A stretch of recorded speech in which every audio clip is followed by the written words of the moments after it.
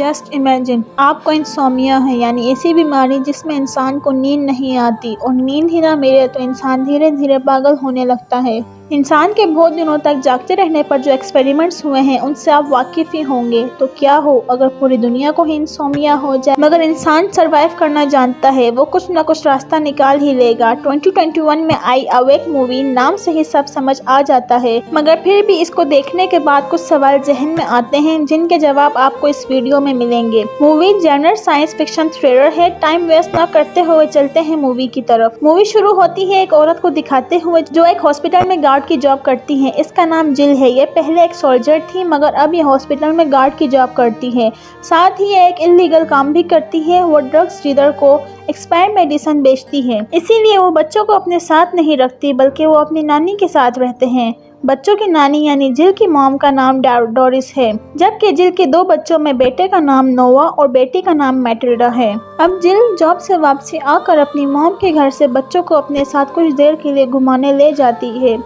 अचानक कुछ होता है जिसकी वजह से चलते चलते उनकी कार डेड हो जाती है। वो इधर उधर देखते हैं तो सबका यही हाल था। सभी कार चलते चलते अचानक डेड होकर रुक गई थी। वो कुछ समझ पाते इससे पहले एक दूसरी कार आकर उसे टकरा जाती है और पास ही लेक में गिर जाते हैं। बहुत मुश्किलों से स्ट्रगल करने के बाद लकीली तीनों बच गए थे। शेरिफ उन्हें बताता है कि सभी इलेक्ट्रॉनिक्स डेड हो चुकी हैं। कार्स, फोन्स, मशीन्स, हर चीज की पावर जा चुकी है। ये टेक्नोलॉजी से बनी दुनिया अब बिना टेक्नोलॉजी के कैसे रहेगी। खैर वो तीनों जख्मी थे तो पैदल ही हॉस्पिटल पहुंच जाते हैं, मगर यहाँ तो उनसे भी बुरा हाल था। हॉस्पिटल जख्मियों से भरा पड़ा था, मगर अजीब बात ये थी कि कोमा के सारे मरीज जाग चुके थे। वजह का अब तक किसी को नहीं मालूम।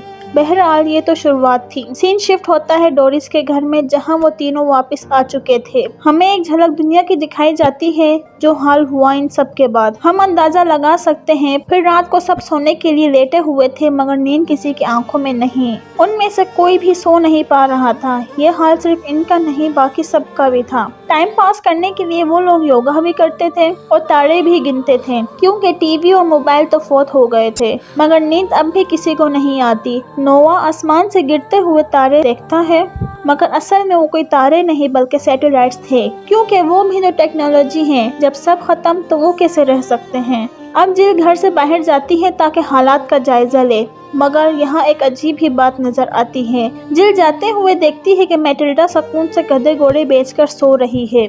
बाहर भी अलग ही नज़ारा था। अपने अंजाम से बेखबर होकर लोग एंजॉय कर रहे थे। जिल सोचती है कि अच्छा मौका है पैसे बनाने का। वो हॉस्पिटल जाती है ड्रग्स चुराने, क्योंकि वहाँ भी कोई नहीं था। पूरा हॉस्पिटल खाली हो चुका था। वो शॉपर भरना शुरू कर देती है। दूसरी तरफ हम मिलिट्री को देखते हैं जो इस टाउन में आ चुकी थी, क्योंकि ये मसला सिर्फ इस टाउन का नहीं बल्कि सच में एक बड़ी प्रॉब्लम है। पूरी दुनिया में यही सब हो रहा है, इसीलिए मिलिट्री इन्वॉल्व हो जाए तो समझ जाओ प्रॉब्लम टॉप लेवल की है। अब यहाँ एक सवाल आता है, आर्मी की कार्स कैसे चल रही हैं? तो असल में आर्मी कार्स का मैकेनिज्म कुछ अलग टाइप का है, यानी old version, old is gold. अब आर्मी के साथ उस हॉस्पिटल में वहाँ की हेड डॉक्टर मर्फी भी आती है। वो लोग जिल को चोरी करते हुए देख लेते हैं, मगर उनके पास इससे बड़ी प्रॉब्लम है, इसीलिए वो जिल को इग्नोर करते हुए वहाँ से कुछ ज़रूरी सामान ले जाते हैं, क्योंकि उन्हें जानना है कि आखिर चल क्या रहा है। खैर डॉक्टर मर्फी का असिस्टेंट बैरियन भी वही था। जिल के पूछने पर वो बताता है कि सिर्फ टेक्नोलॉजी ही नहीं गई है तो साथ में इंसानों की नींद। अब या तो इंसान जिंदा है या मुर्दा, इसके बीच में कोई स्टेज नहीं, मतलब नींद, बेहोशी, कोमा जैसा कुछ भी नहीं। अब वो बताता है कि हम एक हब बना रहे हैं, उसमें एक औरत पर रिसर्च होगी, क्योंकि सिर्फ वही है जो सो पा रही है। हम उस पर रिसर्च करके क्योर और रीजन दोनों ढूंढेंगे ताकि हम ह्यूमैनिटी को बचा सकें, क्योंकि ना सोने से क्या होता है वो तो सब जानते ही हैं। एक दिन, एक हफ्ता और एक महीना ना सोने के खतरनाक अंजाम से सब वाकिफ ही हैं, मगर जब हमेशा के लिए नींद गायब हो जाए तो क्या होगा ये तो हम सोच भी नहीं सकते, क्योंकि नींद तो अब है ही नहीं। ये सब सुनकर जिल कहती है ये सब बकवास है, मेरी बेटी तो सो रही है घर में। बैरन कहता है क्या तुम श्योर हो, मतलब क्या वो सच में सो रही है या मर चुकी है, क्योंकि नींद तो अब है ही नहीं। वो जरूर मर चुकी है और तुम्हें लग रहा है वो सो रही है। है। ये सुनना था कि जिल फौरन घर की तरफ भागती है। घर में उसकी बेटी नहीं थी। नोवा बताता है कि वो नानी के साथ चर्च गई है। अब जिल बैग पैक करके भागने की तैयारी करती है क्योंकि उसे पता है अब मैटिल्डा के साथ क्या हो सकता है। उस मासूम बच्चे पर एक्सपेरिमेंट्स होंगे और एक्सपेरिमेंट्स कैसे होते हैं वो तो सभी को पता है। वो मैटिल्डा को लेकर भागने वाली है मगर तब तक बेरियन भी पहुंच जाता है इस बात को कंफर्म करने के लिए कि मैटिल्डा के पास अब तक नींद है। अब नोवा, जिल और बेरियन चर्च के लिए निकलते हैं। रास्ते में लोगों का पागलपन साफ नजर आ रहा है। लोग चोरी, मर्डर, मारधार ऐसे कर रहे हैं जैसे कोई कानून ही नहीं। शेरिफ की लाश सामने देखकर वो समझ जाते हैं कि जब कानून ही महफूज नहीं तो आम इंसान कैसे। उधर चर्च में अलग ही पागलपन चल रहा था। ऐसे टाइम पर रिलीजियस लोगों का सबसे पहले दिमाग सटकता है। मैटिल्डा को सोते हुए देखकर सब उसे मार देने की बात करते हैं। उन्हें लगता है कि मैटिल्डा के सेक्रीफाइस से सबकी नींद आ जाएगी। वैसे अजीब बात है, सबके हिस्से का भी यही सो रही है। अब ऐसा भी नहीं कि आप सो सकते हैं तो आप सोते ही रहे, बाकी सबको तो आग लगनी ही है। वो तीनों भी वहाँ पहुँच जाते हैं मगर जिल की आवाज तो कोई सुन ही नहीं रहा था। फिर बेरियन सामने आकर सबको समझाने की कोशिश करता है मगर तभी एक शेरिफ उसे शूट कर देता है। ये सब देखकर जिल पहली फुर्सत में निकलती है क्योंकि अब कुछ नहीं हो सकता, हालात किसी के काबू में नहीं। मैटिल्डा को तो सबसे खतरा है, मिलिट्री, पुलिस, यहाँ तक के नेक लोगों से भी। शेरिफ अब डोरिस पर गन पॉइंट करता है मगर पेस्टर नामी आदमी जो शुरू से मैटिल्डा और डोरिस को प्रोटेक्ट कर रहा था वो डोरिस के आगे आ जाता है मगर यहाँ डोरिस के साथ पेस्टर भी मर जाता है। लोगों के कुछ दूर जाने के बाद नोवा, जिल और मैटिल्डा सोचते हैं अब कैसे बचा जाए। नोवा कहता है कि मैंने बेरियन से उस हब का एड्रेस ले लिया था, कुछ दिन में हम दोनों भी नींद न होने की वजह से मर जाएंगे, फिर मैटिल्डा अकेले कैसे रहेगी, उसके लिए वही जगह सेफ है। पहले तो जिल नहीं मानती मगर फिर नोवा की बात समझ जाती है और अपने एक फ्रेंड के गैरेज में जाती है कोई ओल्ड मैकेनिज्म वाली कार लेने जो अब भी चल सकती है। वहाँ पहुंचकर जिल को उसका फ्रेंड अधमरी हालत में तड़पता हुआ नजर आता है क्योंकि बेहोश वो हो नहीं सकता, इसीलिए जब तक मर नहीं जाता वो ये सब सहता रहेगा। उसकी हालत करने वाले वो दोनों चोर भी वहीं मौजूद थे क्योंकि उन्हें भी वही ओल्ड इज गोल्ड चाहिए था। उनमें से एक के पास शेरिफ का बैज भी था, मतलब इन्होंने ही शेरिफ को मारा था। वहाँ सिर्फ 2 ही कार थी जो चल रही थी और वो दोनों ही ले जाने वाले थे मगर जिल चालाकी से चाबी चुरा लेती है। मजबूरन वो एक ही ले जाते हैं और दूसरी जिल ले जाती है। अब रात तक वो लोग चलते रहते हैं और रास्ते में एक जगह उन्हें उन दोनों चोरों की लाश मिलती है। उन्हें मिलिट्री ने मारा था। जिल उस चोर से शेरिफ का बैज लेकर आगे बढ़ जाती है। ऐसे ही चलते चलते सुबह हो जाती है मगर सुबह भी उन्हें एक अजीब नजारा दिखता है। रोड पर कुछ लोग नंगे खड़े होकर सूरज को देख रहे थे। ये भी ना सोने के ही साइड इफेक्ट्स ही होंगे। रास्ते में वो एक लाइब्रेरी में रुकते हैं मैप के लिए मगर तभी वहाँ बहुत सारे जेल से भागे हुए कैदी आ जाते हैं और उनमें से एक कैदी उनकी कार लेकर भाग जाता है और कार में अब भी मैटिल्डा मौजूद है। अब वहाँ इतने सारे क्रिमिनल्स और वो सिर्फ 2। उनका बचना मुश्किल था मगर तभी उनकी कार उनके सामने आकर रुकती है और वो उसमें बैठकर भाग जाते हैं। अब ये अच्छा इंसान था, शायद कोई इनोसेंट था जिसको ऐसे जुर्म की सजा मिली जो इसने किया ही नहीं। खैर वो मैटिल्डा के कहने पर वहाँ वापसी आया था इनको बचाने और वो अपना नाम डॉज बताता है। रास्ते में उन्हें एक क्रैश हुआ प्लेन नजर आता है क्योंकि वो भी व्हील्स और सैटेलाइट्स की तरह डेड होकर गिरा होगा। वो सब उस प्लेन के मलबे में से कुछ जरूरी सामान लेते हैं। उन्हें कार के लिए फ्यूल भी मिल जाता है और साथ ही जिल अपनी बेटी को कुछ बातें समझा रही थी जिससे वो इनके मरने के बाद सरवाइव कर सके। वो हर किस्म की बातें समझाती है और साथ ही ड्राइविंग भी सिखाती है क्योंकि अकेले सरवाइव करने के लिए जो कुछ आता है जिल उसे सब सिखाना चाहती है। उनके साथ इस सफर में डॉज भी शामिल है, वो लोग उसे भी सब समझा देते हैं। अब मैटिल्डा कार चलाना सीख रही है और रास्ते में उनके सामने एक ऐसा गैंग आ जाता है जो लोगों को पकड़ कर टॉर्चर कर रहे थे। जिल फौरन कार अपनी कंट्रोल में लेकर तेजी से निकलती है। वो लोग भी तेजी से हमला करते जा रहे थे मगर बहुत मुश्किल से कोशिश करने के बाद किसी तरह से वो वहाँ से जिंदा बचकर निकल जाते हैं। अब वो लोग हब तक पहुँच चुके थे लेकिन कार वो डॉज को देती है। डॉज आगे बढ़ जाता है और जिल वहीं बच्चों को छुपा कर खुद अकेली हब की तरफ चली जाती है ये देखने के लिए क्या वो हब सेफ है भी या नहीं। वहाँ छुपके से वो डॉक्टर के कपड़े पहनकर अंदर जा रही थी। जाते हुए वो ऑफिसर्स की हालत देखती है जो खुद को एक खास किस्म के ड्रग्स देकर चला रहे हैं। अंदर जिल उस औरत तक पहुँच जाती है जिसकी हालत बहुत बुरी थी क्योंकि उस पर इतने एक्सपेरिमेंट्स किए गए हैं कि वो मरने की दुआएं मांग रही थी।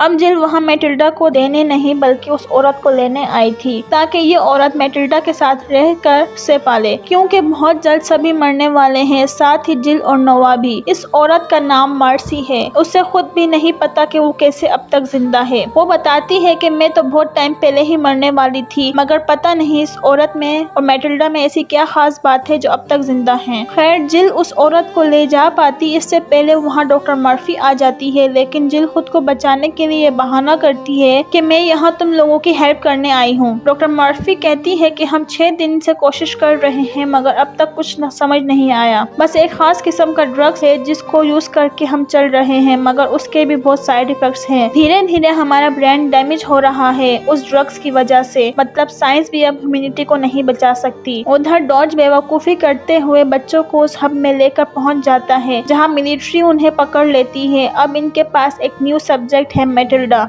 उसका भी वही हाल होने वाला है जो मार्सी और चिंपैंजी का हुआ। जाहिर है हर चीज पर इफेक्ट हुआ है, यानी एनिमल्स और हर लिविंग थिंग पर। फिर हम डॉक्टर मर्फी को देखते हैं जो जिल को ये सब बताती है कि आखिर ये शुरू कैसे हुआ। वो बताती है कि एक बहुत भयानक सोलर फ्लेयर इन्फेक्शन हुआ था जिसकी वजह से इंसानों का ग्लिम्फेटिक सिस्टम इफेक्ट हुआ है। ग्लिम्फेटिक सिस्टम ब्रेन का वो वेसल नेटवर्क होता है जो सेंट्रल नर्वस सिस्टम में होता है। ये सिस्टम खास तौर पर ह्यूमंस के स्लीप ड्यूरेशन पर वर्क करता है। बस यही वजह है कि इंसान सो नहीं पा रहा, मगर कुछ लोगों का ग्लिम्फेटिक सिस्टम उस सोलर फ्लेयर से इम्यून है, इसीलिए वो सो सकते हैं। यूनिवर्स में हर चीज बैलेंस है, उसी वजह से अर्थ पर डीएनए यानी लाइफ एग्जिस्ट करती है।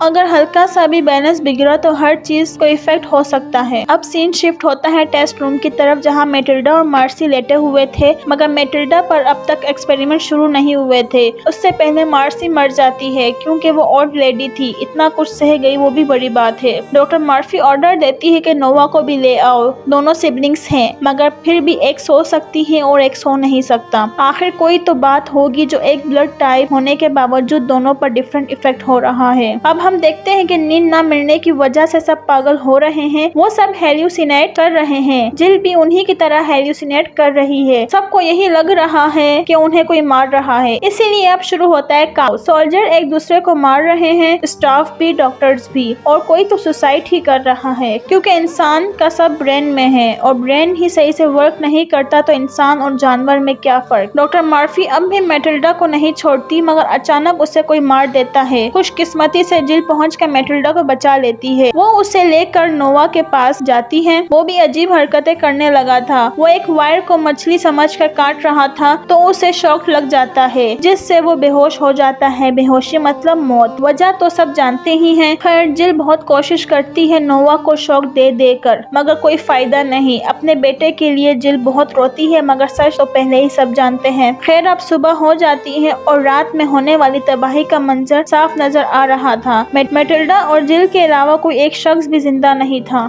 सब मर चुके थे। दोनों सुबह तक नोवा के पास बैठे रो रहे थे, मगर अचानक नोवा उठकर बैठ जाता है। जी हाँ, वो मरा नहीं था बल्कि सो रहा था। मगर ऐसा क्या हुआ जो वो सो गया? अब तक तो उसे नींद नहीं आ रही थी, ये जवाब भी मिल जाएगा। खैर, नोवा और मैटिल्डा देखते हैं कि उनकी माँ आखिरी सांसें ले रही है। उसकी हालत तो बहुत बुरी हो चुकी है। तभी मैटिल्डा कहती है, भाई तुम तो मर गए थे ना और अब जिंदा हो। शायद मरकर दोबारा जिंदा होने पर हम सब सो जाते हैं। भाई, क्या मैं भी उस एक्सीडेंट में मर गई थी? अब आपको याद होगा मूवी के स्टार्टिंग में इन तीनों का एक्सीडेंट हुआ था। असल में उस टाइम मैटिल्डा मर गई थी, मगर इसे शरीफ ने आकर बचा लिया था। तभी घर जाते ही वो सो गई थी। और वो ओल्ड लेडी, उसकी बात तो आपको याद ही होगी। उसने कहा था कि मुझे तो अब तक मर जाना चाहिए, मगर पता नहीं मैं जिंदा कैसे हूँ। असल में वो भी जब मर गई थी तो डॉक्टर ने उसे बचा लिया होगा। अब इसीलिए डॉक्टर मर्फी को समझ नहीं आ रहा था क्योंकि क्योर तो मौत में है। मरने के फौरन बाद ही अगर किसी को जिंदा कर दिया जाए तो उसका ब्रेन का वो पार्ट जो इफेक्टेड हो गया था वो रिफ्रेश हो जाता है। जिस तरह कोई कंप्यूटर या मोबाइल ठीक से वर्क ना करने पर हम उसे शट डाउन करके रीबूट या रीस्टार्ट करते हैं जिससे वो रिफ्रेश हो जाता है, ऐसे ही ह्यूमन ब्रेन भी शट डाउन होकर रीस्टार्ट होने पर डिफॉल्ट मोड पर सेट हो जाता है। मगर हाँ, सिर्फ इंसान का हार्ट बंद होना चाहिए, ब्रेन नहीं। ब्रेन ऑफ तो सब खत्म। इसीलिए वही लोग जिंदा हो रहे थे जिनका ब्रेन डेड नहीं हुआ था, जैसे पानी में डूबना, करंट लगना या हार्ट प्रॉब्लम। नोवा, मैटिल्डा और मार्सी तीनों की नींद की वजह यही थी, मौत के बाद जिंदा होना। लेकिन मौत के फौरन बाद CPR या शॉक देने से हार्ट फिर से वर्क करता है। ब्रेन डेड होने से पहले अगर देर कर दी तो ब्रेन भी डेड हो जाता है तो दोनों बहन भाई अपनी माँ को बचाने के लिए पानी में डिबो कर मार देते हैं और फिर बाहर निकाल कर जिंदा करने की कोशिश करते हैं। वो किस्मत अच्छी थी कि उनकी माँ की सांसें चलने लगती हैं और इसी के साथ मूवी का एंड होता है। तो क्योर तो अब मिल गया है, मगर अब आगे क्या? ये 3 लोग हैं बस। हो सकता है ये दुनिया में बहुत कम लोगों को बचाने में कामयाब हो जाएं, या हो सकता है लोग अब तक खत्म हो चुके हों और बस ये 3 बचे हों। तो दुनिया फिर से फ्रेश और न्यू हो गई। सब कुछ स्टार्टिंग से शुरू होगा। नेचर ने इंसान का किया हुआ कचरा साफ कर दिया। कम से कम कुछ 1000 सालों तक सब कुछ सेट रहने वाला है। उसके बाद फिर से ह्यूमन यही कचरा करेगी और नेचर साफ सफाई करते चलती बनेगी। उम्मीद है कि कोई सवाल नहीं रहा। बाकी वीडियो पसंद आई तो लाइक करना ना भूलें, इससे हमें मोटिवेशन मिलती है। चैनल को सब्सक्राइब नहीं किया तो प्लीज कर दें।